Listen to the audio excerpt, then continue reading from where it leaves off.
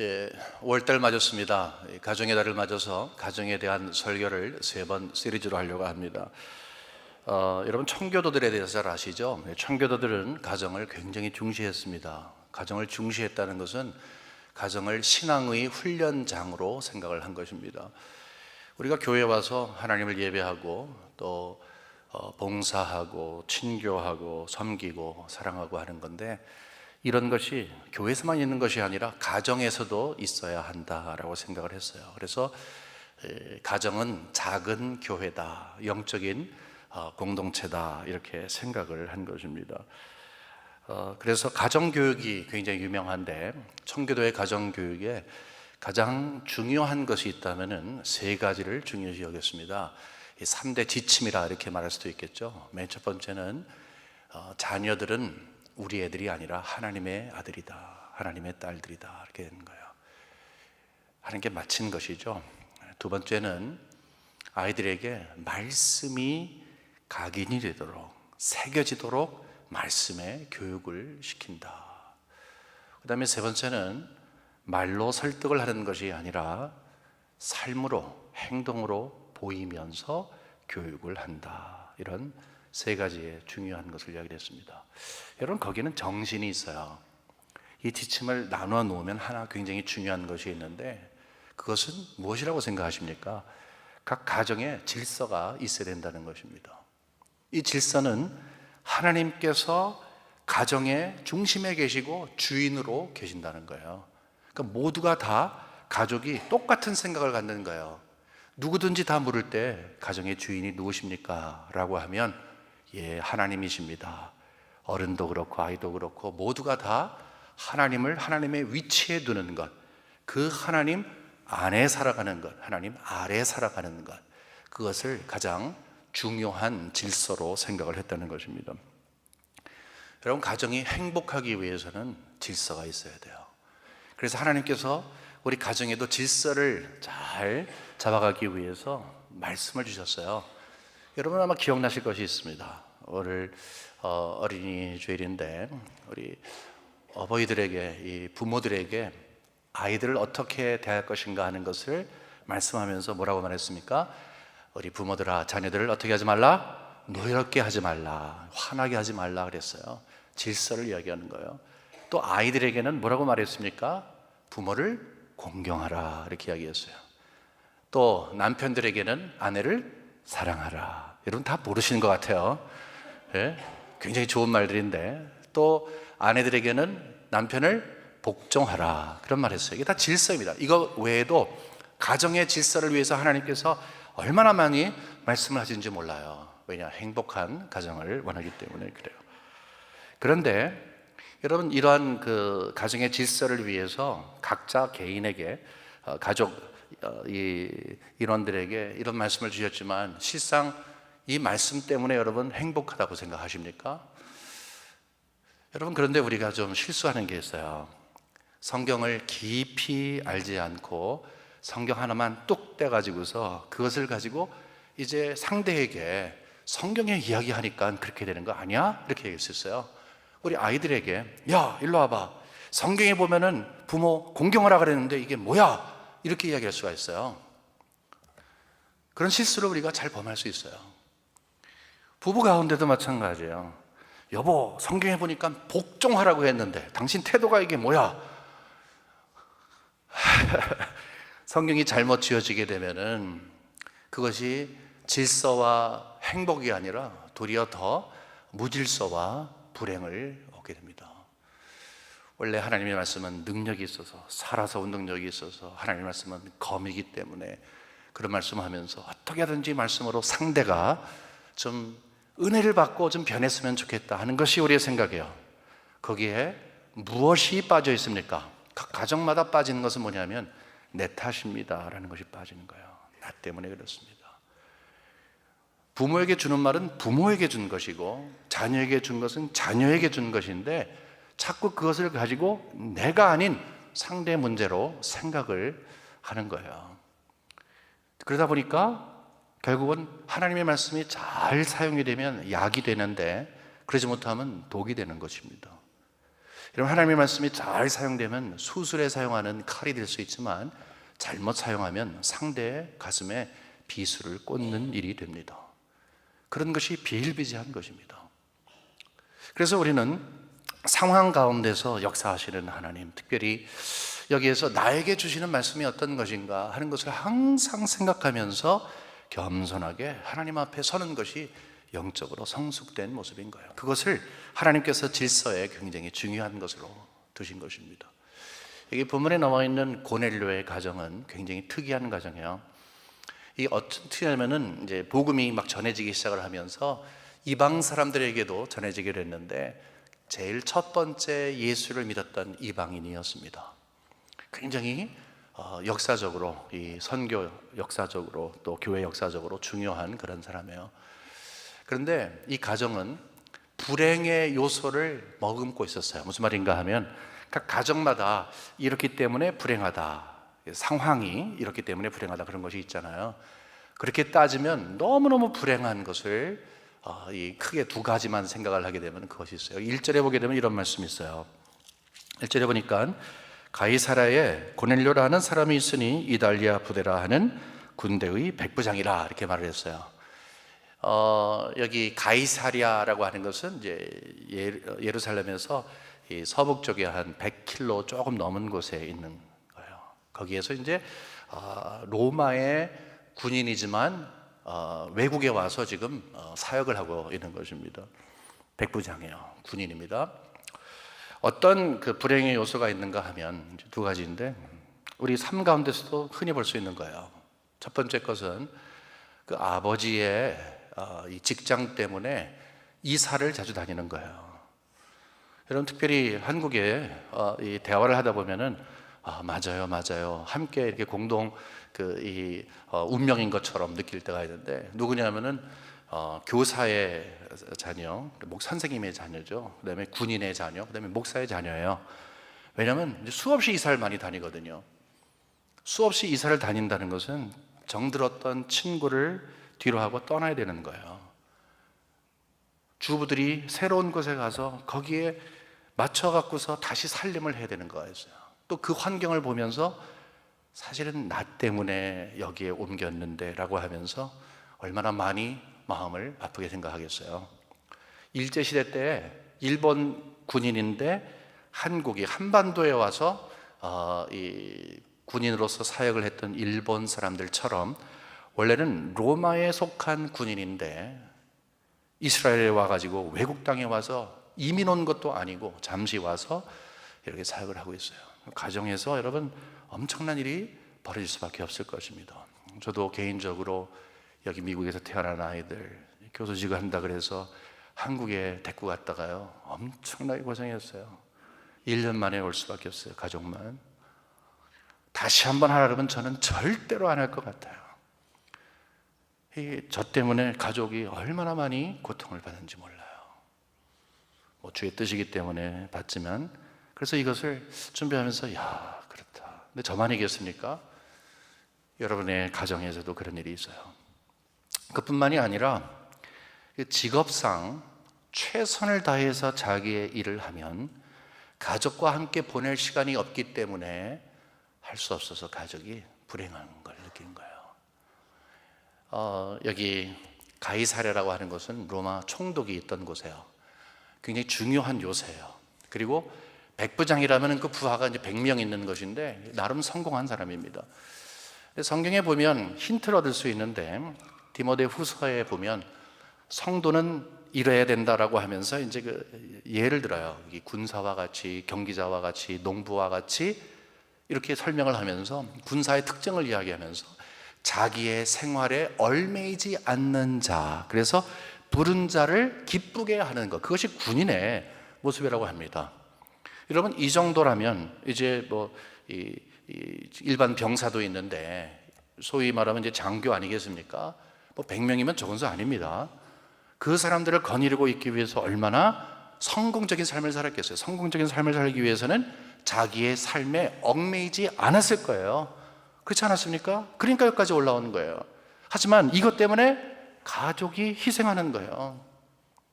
아내가 뭐 남편이 있는지 없는지 모르고 애들은 마찬가지고, 제 얘기를 해서 죄송합니다만 저도 마찬가지야. 아버지가 목사였었는데 여러분 아시잖아요. 근데 저는 목사로서의 아버지는 정말 존경했어요. 정말 존경했어요. 근데 제 아버지로서의 아버지는 정말 증오했어요. 저는 뭐 집에서 뭐 저희 아버님이 저희 생일도 모르고, 뭐 옛날 어르신들 다 그렇지만 뭐 몇 학년인지도 모르고 졸업식에 온 적도 없고 그냥 하나님께 미친 사람이에요, 그분은. 그러니까 그것 때문에, 그 하나님께 바친 그 삶 때문에 하나님을 증오했어요. 제가 티네이저 때 그래서 사실 삐딱했던 거예요. 나중에 목사가 되라는데 이거 뭐 도저히 될 수가 없는 그런 일이 있었습니다. 가정이 행복하진 않아요. 그래서 근데 이 두 가지, 로마 군인인데 장교로서 지금 주둔하고 있는 이곳은 이스라엘. 그래서 거기에서 군인 일을 해요. 이 가정이 행복할 수가 없습니다. 근데 놀라운 것은 우리의 예상을 깨었고, 이 고넬료의 가정이 굉장히 행복했다는 것입니다. 굉장히 행복했어요. 왜 그런가? 가정에 질서가 있었기 때문입니다. 가정에 질서가 자로잡혔기 때문에 가정이 행복할 수가 있었어요. 그 가정의 중심에 하나님이 계셨기 때문에 행복할 수가 있었던 것입니다. 여러분, 하나님이 우리 가정의 중심에 계신다, 주인이 되신다, 이런 말씀 아마 여러 번 들으셨을 거예요. 근데 그것이 구체적으로 무엇인가 여러분 궁금하실 거예요. 여기 2절에 보면 이런 말씀이 있습니다. 그가라는 고넬료예요. 고넬료가 경건하여 온 집안과 더불어 하나님을 경외하며 백성을 많이 구제하고 하나님께 항상 기도하더니 그랬어요. 여기에 우리의 관심을 주는 것은 단어가 두 가지 나와요. 하나는 경건했다는 거예요. 고넬료가 경건했다. 그리고 온 가족이 경외했다. 하나님을 경외했다. 이런 말을 하고 있습니다. 이 경건과 경외는 모두 하나님과의 관계 가운데서 이루어지는 일을 하는 거예요. 여러분, 경건이라는 것이 무엇입니까? 우리가 하루에 7분을 하나님 앞에 경건한 시간을 가집시다. 여러분, 우리가 뭐 대단한 사람이 되는 것이 아니에요. 우리는 많이 착각을 하고 있어요. 우리가 많은 어떤 경건한 모습, 성화의 삶, 그러면 어떤 슈퍼스타가 되고 대단한 인물이 되는 것, 그거 아닙니다. 그것이 아니라 질서를 잡는 거예요. 하나님이 계셔야 할 곳에 계시고 내가 있어야 할 곳에 있는 거예요. 경외한다는 것, 이것도 귀하지만 경건한 삶이라고 하는 것은 하나님을 높이는 거예요. 하나님을 인정해 드리는 거예요. 경건이라고 하는 것은 나는 하나님 아래 놓여졌습니다. 하나님은 나의 위에 계신 분입니다. 하나님은 나의 주인이 되십니다. 나는 창조주가 되신 하나님 아래 살아가는 그저 창조물에 불과합니다. 하나님은 하나님이십니다. 하나님을 높여드립니다. 여러분, 그것이 경건해요. 근데 그것이 그렇게 가능합니까? 그것이 가능합니까? 우리 삶 가운데서 내가 주인 됐다고 생각해요. 내가 모든 것 위에 올려졌다고 생각을 해요. 하나님이 하나님 되시면 그 가운데서 겸손한 모습으로 주께 나가는데, 여러분, 경건을 이루시는 여러분 되시기를 주님의 이름으로 축원합니다. 그런가 하면요, 이 하나님을 경외했다고 하는 거예요. 경외는 the fear of the Lord. 그걸 오해하게 되면 하나님을 두려워한다, 막 부들부들 떤다, 그게 아닙니다. 여러분, 엘리베이터를 타실 때 카메라가 있을 때와 없을 때 우리 행동이 달라져요. 누군가가 나를 워치하고 있는 것과 워치하지 않는 것이 달라요. 생각과 말과 행동이 다 달라요. 경외는 바로 그것을 이야기하는 거예요. 하나님이 계셔야 할 곳에 계시어서 나를 바라보고 계시는 거예요. 근데 그것이 온 가족으로 이렇게 연결했다 그랬습니다. 뭐냐 하면 한 사람 한 사람이 경건한 모습으로 갖추기 위해서 모두가 다 한 사람도 빠짐없이 하나님의 존재를 인정하는 거예요. 뭐예요? 하나님은 우리의 가정의 주인 되십니다. 하나님은 우리의 질서를, 질서란 말을 하지 않아도 하나님이 계시고 우리 모두는 다 그분의 통치 아래 있습니다 하는 것입니다. 여러분, 잘 들어보세요. 여기에 질서가 생긴 거예요. 잘 들어보세요. 온 가족이, 아버지든 할아버지든 어린아이든 누구든지 간에 온 가족이 함께 생각하는 거예요. 우리 가족은 가장 높은 분이 우리 하나님이십니다. 함께 생각하는 거예요. 여러분, 가슴이 뜨겁지 않으세요? 하나님이 우리 가정의 정말 주인이십니다. 근데 그 가운데 경건한 고넬료가 가장으로 있어요. 질서가 잡히는 거예요. 그 다음에 온 가족이 경건한 아버지를 중심으로 하나님을 경외하는 거예요. 모두가 다 하나님을 의식하며 살아가는 거예요. 이런 생각을 가질 수가 있어요. 맞아, 우리 아빠가 좀 이 고넬료 같이 거기에서 경건한 모습으로 있어야 되는데 우리 아빠는 언제 신앙이 들어가서 이렇게 될까? 여러분, 그런 생각을 가질 수가 있을 거예요. 혹시 그런 생각 갖고 계시다면, 여러분은 지금 내 남편을 생각하시고 여러분의 부모를 혹시나 생각하신다면, 여러분이 질서는 하나님을 삶의 중심으로 모시고 경건한 삶을 사는 분이 영적인 제사장의 그 자리에 있는 거예요. 바로 여러분이 그 자리에 있는 거예요. 다른 분이, 어떤 특정한 분이, 여기서 말하면 고넬료가 그 자리에 있기를 기다리는 게 아니에요. 여러분이 그 자리에 있는 거예요. 먼저 여러분이 경건한 모습을 보이는 거예요. 그냥 여러분이 경건하게 사시는 거예요. 그리고 기도하는 거예요. 하나님께서 우리 가정의 질서를, 우리가 생각을 할 때 하나님이 우리의 주인 되십니다. 나를, 신앙을 있게 하셔서 나를 엮게 얘기하신 건 감사합니다. 주위에 보니까 아직도 함께 하나님을 경외하지 못하는 우리 가족이 있으면요, 여러분께서 그냥 하나님께 맡기는 거예요. 안타깝게 생각하시지만 여러분, 그냥 한숨 쉴 필요는 없어요. 하나님이 분명히 그렇게 하시리라 믿고, 여러분을 영적으로 일깨워 주셔서 경건한 삶을 살게 하셔서 하나님을 경외하며 사는 것이 얼마나 중요한 것을 분명히 믿게 하신다면, 그것을 그냥 마음에 품고 하나님 앞에 기도로 나가는 것입니다. 여러분들이 바로 여러분의 가정에 하나님의 놀라우신 그 은혜, 특별히 하나님이 가정의 주인 되시는 그것을 여러분이 믿고 계신다면, 온 가족이 여러분을 통해서 함께 그것을 믿는, 하나님을 경외하는 가족 되시는 불쏘시개가 되시기를 주님의 이름으로 간절히 축원합니다. 축원합니다. 여러분, 하나님이 가정의 주인이시다 하는 것의 그 의미를 우리가 살펴보고 있는데, 좀 전에 청교도의 3대 그 가정 교육의 지침에 대해서 배웠잖아요. 그것은 뭐냐 하면, 개인이 하나님 앞에 경건하고 온 가족이 하나님을 경외하는 공동체로서의 훈련을 갖는 것입니다. 잘 들어보세요. 우리 자녀가 하나님의 사람이에요. 내 사람이 아니에요. 그게 뭐예요? 하나님의 질서를 거기서 하는 것이죠. 그렇죠? 분명히 하나님의 자리와 우리 아이의 자리를 분명히 해주는 거예요. 또 하나님의 말씀을 각인시킨다, 하나님의 말씀으로 훈계한다. 그게 뭐예요? 제일 중요한 것은 하나님이 나에게, 너에게, 우리에게 무엇인가 말씀하시는 것에 귀를 기울여야 돼 하는 거예요. 엄마 아빠의 꿈을 이루기 위해서 나중에 은퇴한 다음에 은퇴 보장 때문에 아이를 양육하는 것이 아니라 하나님의 사람으로 하는 거예요. 그것을 아는 거예요. 나는 하나님의 사람으로 가는 거예요. 그게 뭐예요? 질서를 갖는 거예요. 그리고 삶을 통해서, 말이 아니라, 설득이 아니라 삶을 통해서 보여주는 거예요. 이렇게 사는 것이구나. 경건한 모습을 보며 아이가 잘할 수 있게 하는 거예요. 여러분, 잘 생각해 보세요.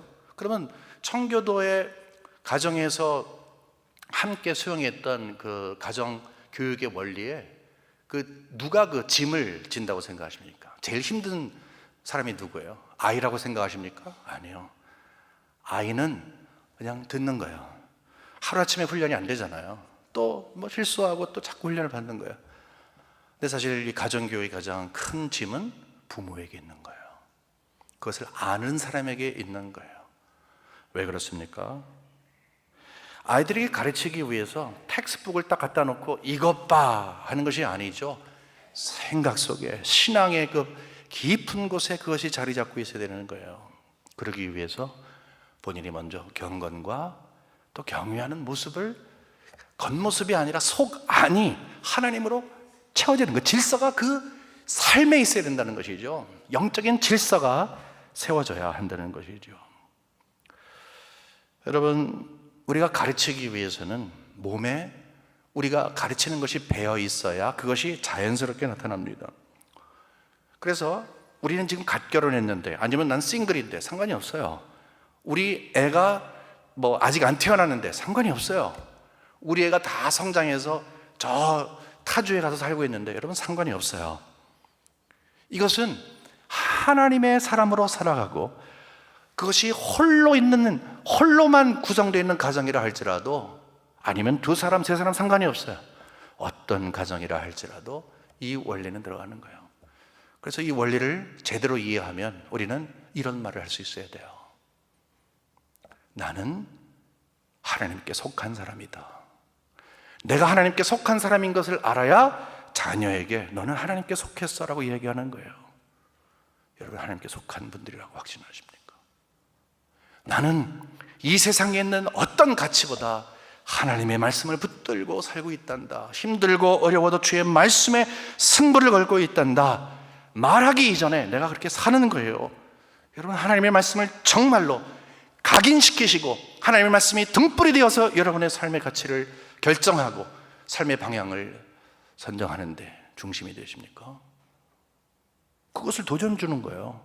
그뿐만 아니라 행동이 따르는 믿음이 있냐는 거예요. 말만 막 무성해가지고서 아규먼트는 잘하는데 가만히 보게 되면은 영적으로 쪽박차고 있는 그런 모습으로 있는가? 아니면 하나 알아도 그것이 진실되게 삶 가운데서 나는 하나님의 사람이기에 이렇게 살아갑니다 하는 그런 모습으로 있는가? 그것은 여러분만 하세요. 그 도전은 바로 여러분에게 주시는 거예요. 여러분이 기도 제목이 되어야 돼요. 나는 하나님의 사람입니다. 나는 주의 말씀 붙들고 있습니다. 나는 내 삶 속에서 열매로 하나님께 영광 돌리고 있습니다. 그것이 자연스럽게 아이들에게 보여지는 그것이 가정교육의 핵심이고, 청교도들이 그리고 고넬료가 그러한 가정을 이루기 위해서 노력했다는 거예요. 하나님 은혜로 그것이 가능했다는 것입니다. 여러분, 여러분의 가정이 이렇게 하나님의 은혜로 경건과 그리고 하나님의 하나님을 경외하는 마음으로 온 식구가 가득 차는 그런 질서가 잡혀서 행복한 가정 되시기를 주님의 이름으로 간절히 축원합니다. 이 세상의 일반 이 세속적인 가정 연구하는 사람들은 이렇게 말을 해요. 이렇게 하면 가정이 행복하다 이야기해요. 뭐냐면 입을 열어라, 귀를 열어라, 마음을 열어라 이렇게 이야기해요. 입을 열어서 내가 어떤 생각을 하고 있는지를 발표하라는 거예요. 또 상대가 무슨 말을 하는지를 귀를 열어서 들으라는 거예요. 마음을 열어라 하는 것은 상대를 인정하라는 거예요. 여러분, 이것 몰라서 가정마다 다 어렵습니까? 여러분의 모든 관계 속에서 노력을 하기 시작을 해도 왜 그것 때문에 도리어 큰 문제가 있습니까? 우리 이번에는 엽시다 하고서 만났는데 왜 결국 다쳐지는 정도가 아니라 이렇게 상처로 끝나게 됩니까? 다른 것이 없어요. 그 마음속의 죄성 때문에 그래요. 여러분, 죄성이라고 하는 것은 무엇입니까? 자기 중심을 찾는 거예요. 이기심이죠. 어떻게 하든지 내가 요만큼 열면 이만큼을 받길 원하는 거예요. 조금 전에 말씀드린 건 내용이죠. 하나님의 말씀을 가지고 그래도 내가 이렇게 살잖아, 조금 한 요만큼 살면서 상대는 이만큼 살기를 원하는 거예요. 그게 우리 인간의 죄성이에요. 이기심이에요. 내 중심으로 생각하는 거예요. 그리고 함부로 상대를 잣대를 대고 판단하는 거예요. 정죄하는 거예요. 이러면 절대로 행복할 수가 없는 것이죠. 그래도 계속 이야기하는 거예요. 그래도 열어야 된다는 거예요. 입을 열고 귀를 열고 마음을 열라는 것입니다. 우리 주님께서 하신 말씀이 있습니다. 원수에 대한 말씀을 하는데 사람의 원수가 집안 식구다 얘기했어요. 이게 무슨 파괴적인 말입니까? 무슨 말이냐면은 원수가 집에 있다 그런 말이에요. 예수님이 그런 말씀하셨어요. 이거 얼마나 정말 무슨 말인지를 모릅니다. 여러분, 빨리 이해가 되지 않는 것은 좀 심오할 때가 있어요. 근데 빨리 이해가 되지 않는 것은 우리가 받아들이기가 힘들 때도 있어요. 이건 둘 다라고 생각을 합니다. 예수님께서 왜 그 말씀하셨는가 하면 가정을 두고 이야기하는 거예요. 가정에 원수 같은 사람이 있을 것이다. 그 사람 때문에 하나가 되지 않고 계속적으로 불화가 있을 것이다. 이렇게 잘합시다라고 하지만 결국은 그 사람 때문에 불화가 계속될 것이다. 너의 원수이다 이야기하는 거야. 뭘 이야기합니까? 신앙과 불신앙을 이야기하고 있는 거예요. 여러분, 잘 생각을 해보세요. 여러분의 마음에 가장 아파하는 것, 신앙인으로 아파하는 게 뭐예요? 신앙생활을 잘 못하고 있는 바로 그 사람이에요. 그 사람 때문에 그래요. 세상에 있는 그 어느 가치보다도 내가 신앙의 가치를 더 알아갈수록 신앙으로 처져 있는 그 사람이 가슴이 아픈 거예요. 왼수 같은 거예요. 근데 문제는 뭐냐면 그냥 있으면 모르겠는데 가정이 화목하게 하나님 중심으로 살려고 하는데 갑작스럽게 나타나서 모든 화목을 깨는 거예요. 결국은 가정은 신앙과 불신앙의 싸움 가운데 계속되는 것입니다. 여러분, 하나님께서 저희들에게 주신 약속이 있어요. 하나님을 하나님의 위치에 놓고 주인으로 모시면 행복해진다는 거예요. 그런데 그 원리를 한번 생각을 해보세요. 우린 모두가 다 이 자존심도 있고 나름의 잘난 모습이 있어서 내가 너보다 낫다고 하는 것이 우리의 생각이에요. 그러니까 함부로 이야기하는 거죠, 상대에게. 그렇죠? 내가 너보다 낫다 하는 것이죠. 그렇지 않습니까? 그런데 하나님이 계시는 것을 인정하면, 그분의 위치를 인정하면 모두가 내 위에 하나님이 계신 것을 알아서 목에 힘이 들어가지 않는 거예요. 목소리에 힘이 빠지는 거예요. 어디 하나님 앞에 감히 그렇게 하겠습니까? 그래서 온 가족들이 다 모두가 생각하는 거예요.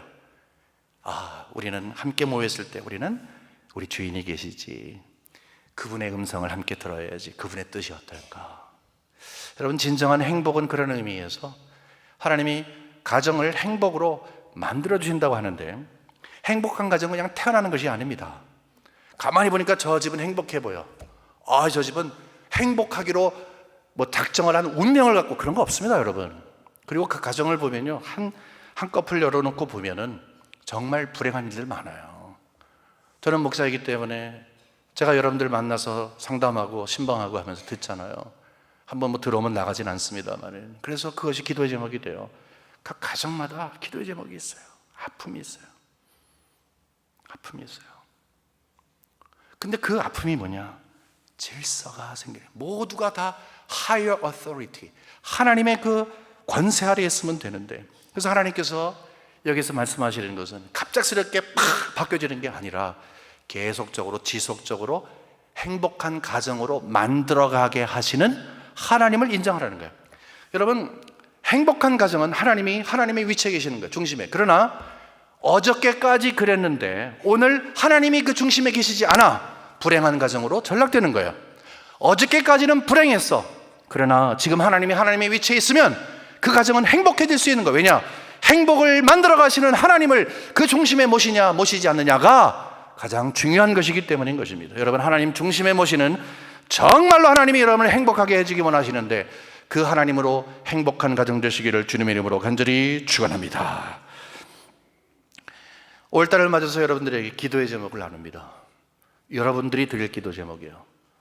고넬료가 이렇게 행복한 가정을 갖게 되는데 다른 가정과 달랐어요. 하나님이 만들어 가시는 그 행복한 가정은 다르다는 거예요. 그것이 여러분과 저에게 주시는 도전이 되기를 원해요. 그리고 여러분의 기도의 제목이 되기를 원해요. 첫 번째, 세 가지인데 간단하게 말씀드릴게요. 첫 번째는 뭐냐면 하나님의 뜻을 함께 이루기 위한 한 마음이 되는 거예요. 그러니까 하나님이 그냥 계신 게 아니라 하나님의 뜻을 함께 이루기 위해서 노력을 하는 것입니다. 여기 2절에 보게 되면 그가 경건하여 온 집안과 더불어 하나님을 경외하며 백성을 많이 구제하고 하나님께 항상 기도했다 그랬습니다. 여러분, 구제와 기도가 있다는 거예요. 그냥 지나칠 수가 없는 것입니다. 온 가족이 함께 배려하는 마음을 가졌다는 것입니다. 하나님의 관심을 함께 갖는 거예요. 하늘에서 이루어진 것처럼 땅에서 이루어지리이다. 이것이 실질적으로 있는 거예요. 아깝게 생각 안 하는 거예요. 또 항상 기도하는 거예요. 각 가정마다 기도의 제목 없는 가정 없습니다. 없어요, 여러분. 다 있어요. 여러분 있으시잖아요. 저도 있어요. 우리 모두가 다 기도의 제목이 있는데 그때마다 이것 때문에 상충하고 부딪히고 깨지는 것이 아니라 모두가 다 하나님 앞에 납작 엎드리는 거예요. 서로 격려하는 거예요. 손을 잡는 거예요. 힘을 얻는 거예요. 한 마음으로 하나님 앞에 맡기면서 해결해 가는 거예요. 하나님의 뜻이 이루어지기를 간절히 기대하는 거예요. 여러분, 하나님이 하나님 계신 곳에 계신 것을 온 가족이 분명히 믿으면 해결하는 방법이 달라져요. 하나님의 뜻이 우리 가정에서 이루어지기를 함께 기도합니다. 그런 은혜가 있으시기를 주님의 이름으로 축원합니다. 두 번째 기도 제목은 뭔지 아십니까? 온 가족이 부드러운 마음을 갖는 거예요. 여기 24절과 25절에 보면 이런 말씀이 있습니다. 이튿날 가이사랴에 들어가서 고넬료가 그의 친척과 가까운 친구들을 모아 기다리더니 마침 베드로가 들어올 때에 고넬료가 맞아 발 앞에 엎드려서 절하니 이랬어요. 요 사건이 있기 전에 이 고넬료의 집에 베드로가 온 건데, 이 사건이 있기 전에 예수님을 이제 분명히 믿게 되는데, 그 전에는 유대교의 신앙을 가졌었어요. 근데 이때 이후로 예수님을 믿는 신앙으로 전파되는 거예요. 하나님께서 누구든지 다 부르시잖아요. 그런 것처럼 고넬료를 딱 가서 고넬료에게는 베드로를 만나라, 또 베드로에게는 고넬료를 만나라, 이런 식으로 해서 이제 서로 만나게 그 일을 합니다. 이 배경을 두고서 우리가 두 가지를 보는데, 첫 번째는 부드러운 마음이에요. 여기서 보세요. 생각을 해보세요. 지금 고넬료는 대단한 사람이에요. 이 지방의 유지예요. 쉽게 말해서 떵떵거리는 사람이에요. 목 다 곧을 수 있어요. 지나가면 사람들이 고개를 숙였을 거예요. 100명이나 부하가 있는데, 그런데 글쎄 베드로가 딱 들어오니까 온 가족이 기다리고 있다가 그 앞에서 납작 절을 했어요. 와, 이런 일이 있다니 얼마나 자존심이 상해요. 베드로가 어떤 사람인데, 갈릴리 출신 무식한 사람 아니에요? 어부 출신이에요. 한 사람은 로마의 군인이고 한 사람은 바다에서 고기 잡던 사람이에요. 사회적으로 보면 아무것도 아니에요. 근데 어서 오세요 하고 딱 절을 했어요. 왜 그래요? 이거 한 가지예요. 하나님의 사람이었기 때문에, 하나님이 보낸 사람이었기 때문에 그런 거예요. 여러분, 이 과정을 통해서 가족들이 뭘 배웠겠습니까? 가족들이 뭘 배웠겠어요?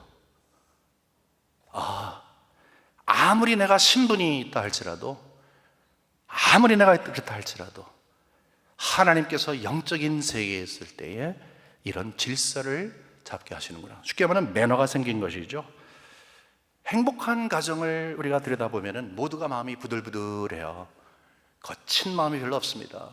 막 팍 하는 그런 거 보면 가정적으로 무엇인가 뭔가 공연을 하고 있는 거예요.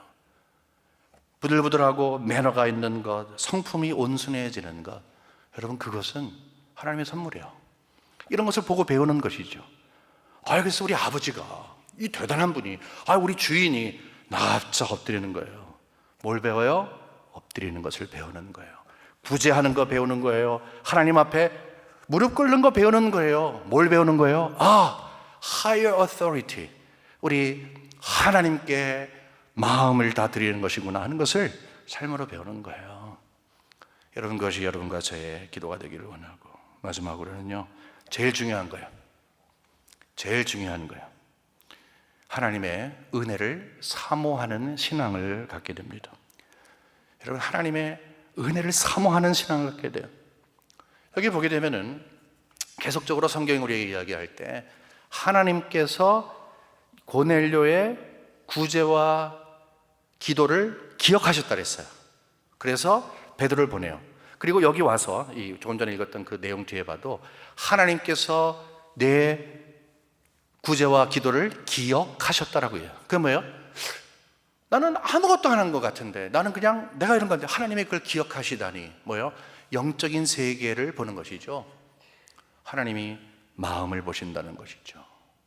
그 가운데에서 여기에서 하나님께서 바울을 만날 때, 다메섹으로 가던 바울을 만날 때는 짠 하고 갑자기 만났잖아요. 근데 여기서는 온 가족이 하나님의 은혜를 기다리게끔 해요. 여러분, 아브라함을 하나님께서 만나서 아들 주겠다고 했지만 25년 끌었어요. 그 믿음의 어떤 형태를 말해주는 거예요. 하나님께서 내가 아들 주마 하고 당장 줄 수도 있어요. 다음날 줄 수도 있어요. 근데 25년을 끌었어요. 왜 그런 줄 아세요? 신앙의 여정 가운데, 신앙의 일 가운데 하나님의 은혜를 사모하는 마음을 갖는 것을 하나님이 중시 여긴다는 거예요.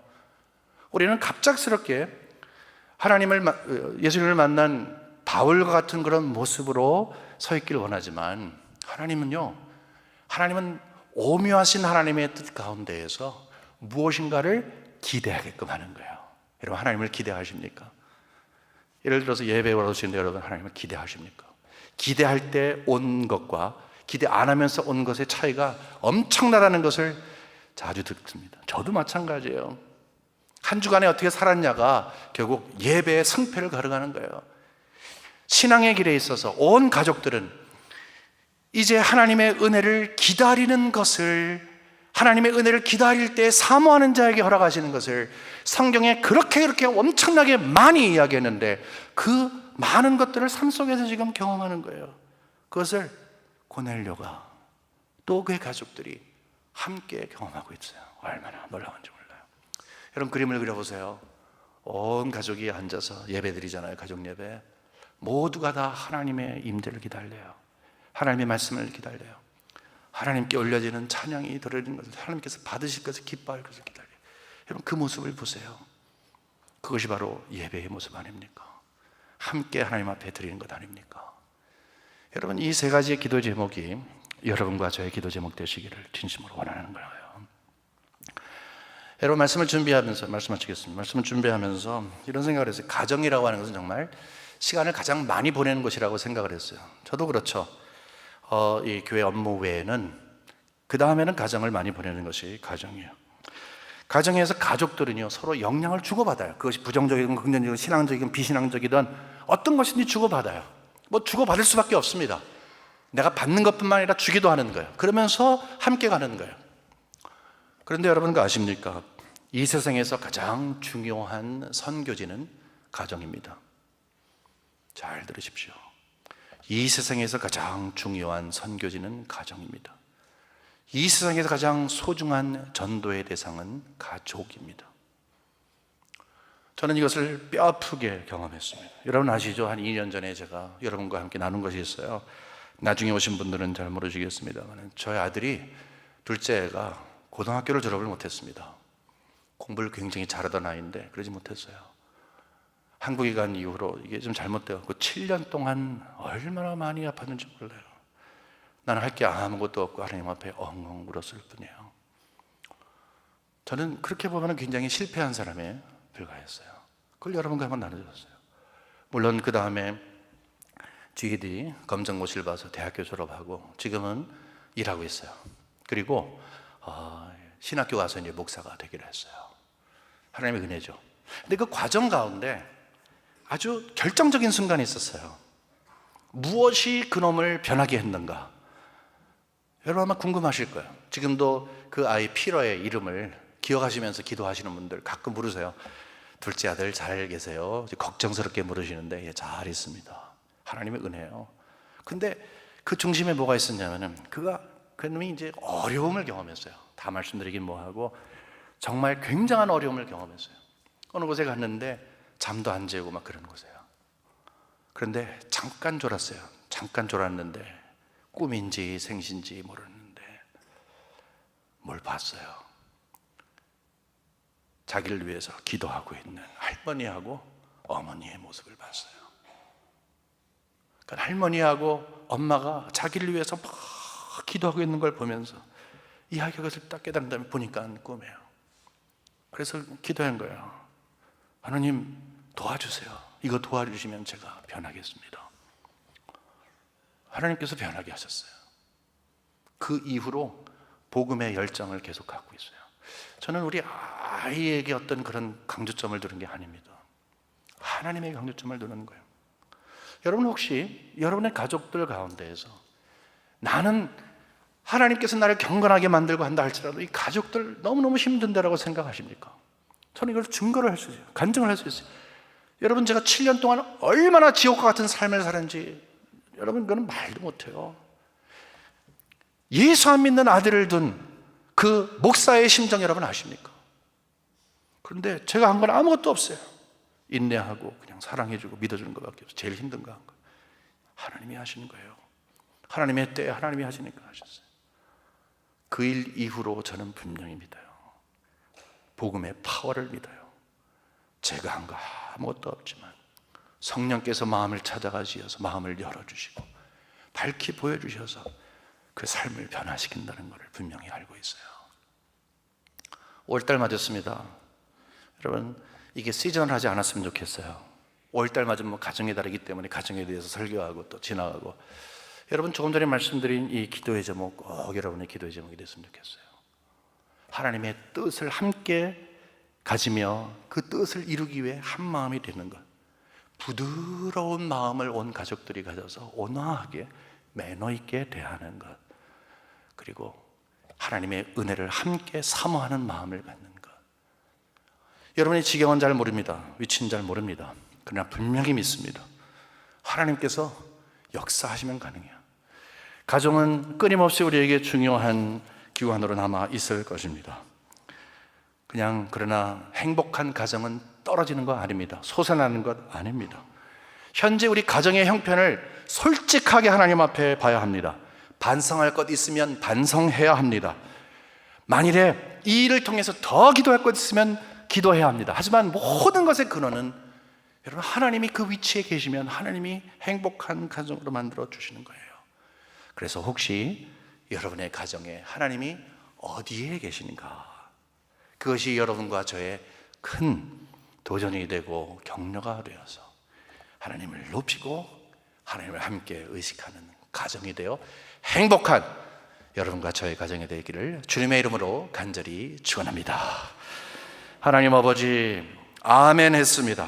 저희들이 아멘으로 화답을 했습니다. 하나님의 축복에 대한 화답입니다.